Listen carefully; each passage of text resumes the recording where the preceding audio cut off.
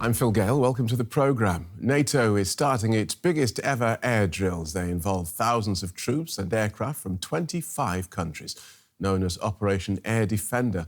Most of the drills are being staged in the skies over Germany. The head of the country's Air Force says the exercise is aimed at demonstrating the alliance's defence capabilities. The Luftwaffe airbase in the northern state of Lower Saxony is serving as a central logistics hub for the manoeuvres. Ready for liftoff. NATO is flexing its muscles high up in the sky, this time under German leadership. The goal of this exercise is to practice getting goods and people from A to B in the event of an attack on a NATO country. And in such a scenario, Germany would take on a vital role. Germany is at the heart of NATO's defense planning because of our central location in Europe. Operations are planned and conducted here. This is where Allied forces are received and supplied.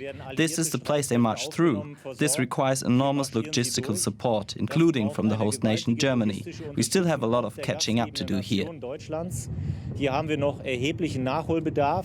The German and US Air Force started planning the maneuver 5 years ago. But with Russia's invasion of Ukraine, NATO exercises like this one have taken on a new significance. NATO says it wants to send a political message of deterrence, and it is willing to interrupt daily life to make it clear. 3 flight zones had to be temporarily closed to civilian air traffic, meaning likely delays on some civilian flights. More than 10,000 soldiers from NATO countries are participating in numerous drills in the air and on the ground. But the operation has also drawn criticism. Dietmar Bartsch from Germany's Left Party told national media, defence capabilities are imperative, but there's very little Defender and a lot of sabre rattling in the air right now. The manoeuvre is scheduled to last for until the 23rd of June.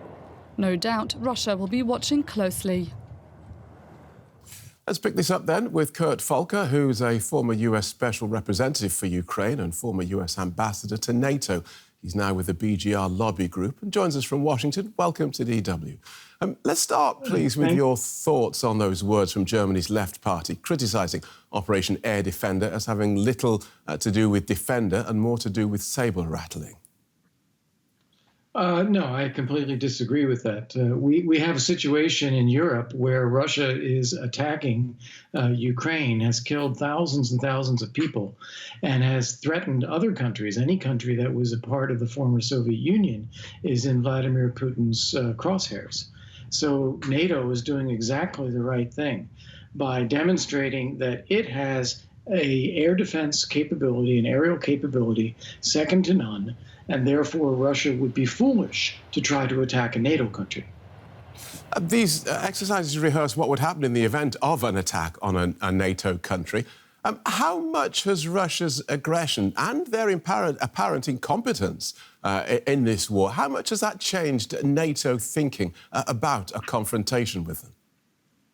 Well, NATO has always been prepared to deter threats by being willing to defend against them. And this is an expression of that. But you see a couple of things here. Because Russia has launched this major aggression against Ukraine, this exercise is bigger. Also, because Russia has largely chewed up its ground forces in Ukraine, its air capability remains largely intact. And this is a way for NATO to demonstrate that that air capability is no match for NATO. Right. The Ukrainian counter-offensive has begun, and Kyiv says it's retaken a cluster of villages in the Donetsk region. And what are you making of what you're seeing of this counter-offensive? Well, so far, this is not a significant portion of Ukraine's forces that are prepared for this counteroffensive. It's a lot of testing and probing on different areas of the front. Even with a small proportion of forces, they've been able to make some gains, but I think we have a lot more yet to see, that the Ukrainians are trying to gauge where best to launch a major effort. And so what do you think we are likely to see next from Ukraine as part of this? I think you're going to see what we are already seeing, which is longer-range artillery strikes to knock out Russia's logistical supplies and support for its forces that are in Ukraine. That's the first thing. And then secondly, these kind of probing attacks to see where the weaknesses are in Russia's defenses.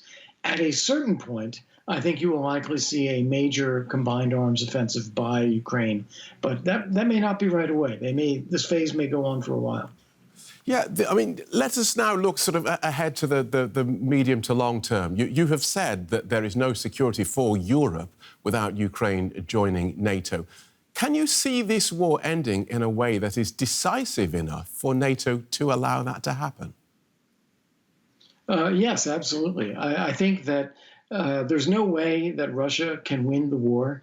They have set as their objectives the overthrow of the government in Kyiv, taking over the whole country, eliminating the idea of Ukraine as a nation or a people. That's going to utterly fail. And the more resources Russia throws into this, the weaker they become. So I think people in Russia are beginning to realize that this war is a failure. And as a result, I think it's going to create some changes inside Russia. And that's what I think will ultimately be necessary in order for Russia to stop the war.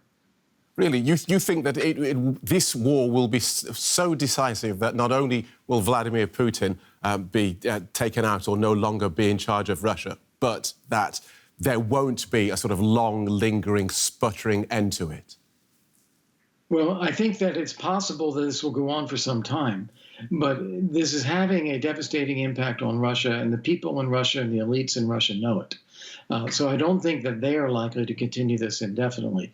It may take a long time, and I'm convinced that as long as Putin is able to direct the forces, he will direct them to continue to fight. But as we've seen already this year, the Russian forces are no longer able to advance.